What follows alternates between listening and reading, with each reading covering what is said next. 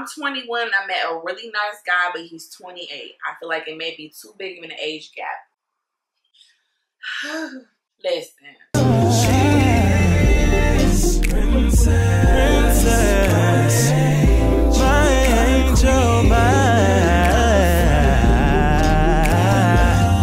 you're my lover, you're the one, Hey y'all, welcome back to my channel. So in this video, we are doing an Ask Happy Curl Happy Girl, aka Raina, me, she, her, whether it's about, something you're going through or you want to know something about me. I got you. For the most part, I don't know how personal these questions are. I have not looked at them, which is going to be even more fun.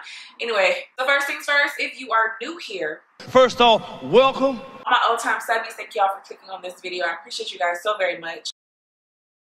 Come on, sing, child. Some of you guys did not want your names out there, which I totally understand. A lot of you guys asked about YouTube. So the first one was not really personal, but any advice on starting a YouTube channel and confidence in doing this. I'm gonna be honest. I don't know everybody gonna tell you this, okay?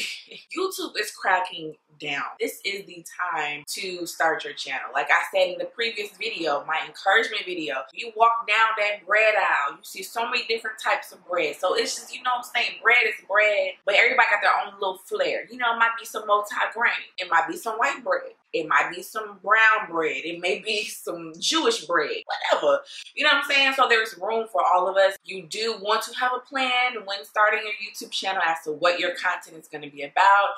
You have to realize that it's not going to happen overnight unless you just happen to go viral. I pray that in your life, amen. But it takes time to grow, especially if you really don't have like a following to promote your videos. It takes time, but you never know what God has for you, amen. Come on. And confidence. Confidence is going to come. I was not confident. It takes a little bit of time if you're not already confident, and that's okay. Your confidence will grow. Do it. If that's what you want to do it, okay?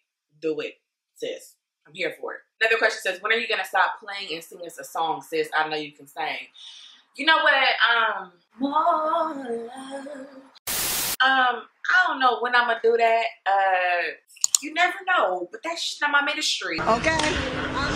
I have fun singing, but to do an actual like cover or song, ooh, child. I don't do it. So next question, do you trim your own ends or do you get them professionally trimmed?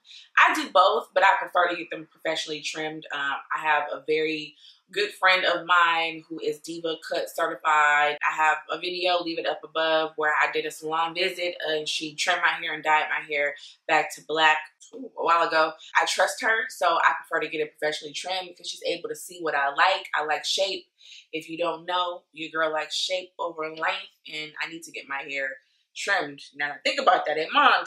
Okay, next question. How to move on with your life after a breakup from your spouse? Keeping in mind that we have 2 kids. Whew, whew, whew. I feel for you. My heart goes out to you as a married woman. I can't imagine, not being with my spouse. When you have kids involved, it's very difficult to walk away, to start a whole new life. One thing that I live by is, and I got this actually from my best friend, is really giving yourself time to work through your issues, your heartbreak, to mourn the loss of that relationship. Literally give yourself a matter of time. Like, okay, I'm gonna let myself mourn, cry, whatever I have to do for 3 weeks. And after that, you need to make the decision, the conscious decision to move forward. It's easier said than done, but it's possible. It's not impossible. Even though you have kids with this person, it's possible. So the fact that you have that in your mind that I can move forward, then you can. The more and more that you tell yourself that you can't, how hard it is, I don't know how I'm able to do it, then that's how you're going to feel. You're not going to be able to do it. You're not going to be able to move on. But if you tell yourself, I really believe in that, believing that and having faith that it will be, it will be. I don't know how that feels to not be with my spouse, but I have experienced a very difficult breakup before. I was able to move on. You look back and you're like, I did that. The kids, it might take a little bit longer because you do have to associate with that person because you do have kids that you have to raise. But it's about being mature. It's about praying and really asking God to really help you to move forward. If this is what you want to do, ask God, believe that God can do it, and He will do it for you and help you in such a difficult time. That blessed me. So I'm praying for you, sis. Okay, so another one says, hey, Raina, hey, girl. I have a question or two. What can I do to get my hair to grow past shoulder length? Okay, so I really want to do a video on my growth tip. I literally have one tip that is just psych me out, okay? To get your hair to grow, you have to research, okay, sis? You really got to research. If you, like, look up the videos on, like, #1 growth tip, #1 growth this, a lot of people are saying the same things. I think what people fail to really mention, you can do all these type of things, but genetics plays a huge factor in your hair growth and in a lot of things. Obviously, for me, it was maintaining moisture. I'm not gonna tell you my actual tip because I don't want to give it away. Really sticking to a regimen is very, very, very helpful. You need to figure out your porosity. You don't really have to care about hair type and all that stuff. Like I said, research, knowing what works for your hair, knowing what doesn't, really protecting your hair. You don't have to do protective styles per se. Natural hair is about trial and error. Find you somebody on YouTube who has a very similar, if not the exact same hair type that you've actually seen, you know, progress, you know what I'm saying? Like, and see what they're doing.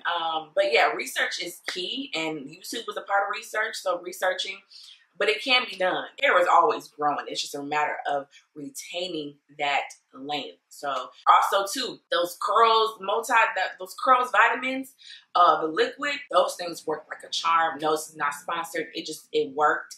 And I saw growth. I'll try to find my Instagram photo where I did like a 3-month challenge, or I forgot what it was. But my hair grew. I'll try to insert that like here. You know what I'm saying? So y'all can really see it does work. It's expensive, but it works. Another one is, I'm 21. I met a really nice guy, but he's 28. I feel like it may be too big of an age gap. Listen, 7 years. My parents are actually 7 years apart, okay? Jay-Z, Beyonce, but they 11 years apart. I will quote The Age Ain't Number by Aaliyah, but after seeing the R. Kelly thing, I can't no more.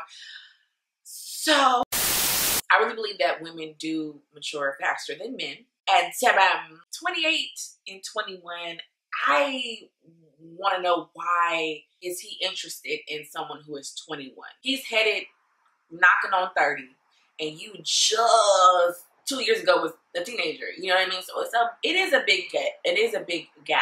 You just have to be very mindful. As a 21-year-old, you are still very young. You still have a lot of life to live. I don't know if older is your thing. I know sometimes we are more mature, so we like, you know, to go for the older, more experienced guy. But be very mindful. Just have your eyes open. Be very cautious. Ask questions, sis. Not just what type of food you like to eat, which favorite color, but what was your last relationship like? How long did that last? Why'd y'all break up? What you do? What did you do? You gotta ask questions. He's lived more life than you. You know what I'm saying? So you gotta ask questions. But you don't get played. We ain't got time to get played, okay? DM me, sis. You know what I'm saying? Because if he nuck, I'm gonna buck you. She wants to know how to get a Christian boyfriend if you're shy and have been single. Okay, I'm gonna tell you my Christian response, because I do believe in this, okay? I do believe the scripture where it says, a man that findeth a wife, amen. Just that right there. God is already telling you that a man is supposed to seek you. Amen. Men are hunters, okay? So that's one thing. Pray for that man to find you. Pray that God will bring somebody into your life that will be, you know what I'm saying, the man that you desire, a Christian, and so forth. But at the same time, I feel like I'm getting ready to contradict myself. At the same time, you can't just be in the house, you know, 7 days a week, 24 hours out the day, and think that God is going to have the UPS man, FedEx man knock on your door. God can work in that way. That's, you know, God working in mysterious ways. Come on, somebody. Come on, saints. Hallelujah. However, I do feel like you do kind of need to do your part at the same time. You feel what I'm saying? It's like if you want to lose weight, you know, you're not just going to be sitting on your couch praying and asking God to help you lose weight. You know, God can definitely do it. But at the same time, you have to do your part. So, you know, whether that means, you know, going out or asking if somebody has a friend who's single, who's Christian, you can vouch for me. Is he how, you know? I don't know how you feel about dating websites where it's, you know, Christian based. You gotta be careful. There's ways to be in action yet still allowing God to bring that man into your life. You see what I'm saying? This woman asked me, how can one be confident with the struggle post baby good? It's hard out here, sis. My daughter is gonna be 11 this year and I still got a gut. I'm bigger than what I was when I was pregnant at 9 months. Okay. This is the biggest I've ever been, and I'm trying to embrace all that God. Well, actually, I just been eating. But you know, I remember somebody told me this, and I forgot who told me this, but I know somebody close to me, but I forgot who said this to me. They said that remember when you look in the mirror and you see you maybe that little gut that may not go away or those stretch marks. Remember that you held the love of your life, your child, in that womb. That I am a mom and that my little child came out of me, and it's just a reminder. It's just a little love scar. You know what I'm saying? That's how I try to look at it. Confidence really is a mental thing as well. If you're always saying like, oh, it's a good, then it's going to be a good. But if you work on it, which I'm trying to do, like, you know, if you don't like something, change it. Hey, mom, 80-20 is what you eat. You can work out all you want, but if you ain't, you know, a whole different video. Anyway, start building that confidence mentally, telling yourself like, this is where my child came from, and yes, I may have a little gut, yes, I may have some stretch marks, but my baby, which is half me, was in me, developing and changed my life in such a beautiful way. So, you know, your confidence will come. Okay, so someone else asked, is being married as hard as people make it seem? Yes! That is what you people don't seem to understand. Yes, sis, it's hard, okay? It's hard out here, okay? But, you know, it's worth it. So, another person asked me, do you think it's a big deal if a woman chooses not to have kids? Nope. Nope, I don't. I personally don't.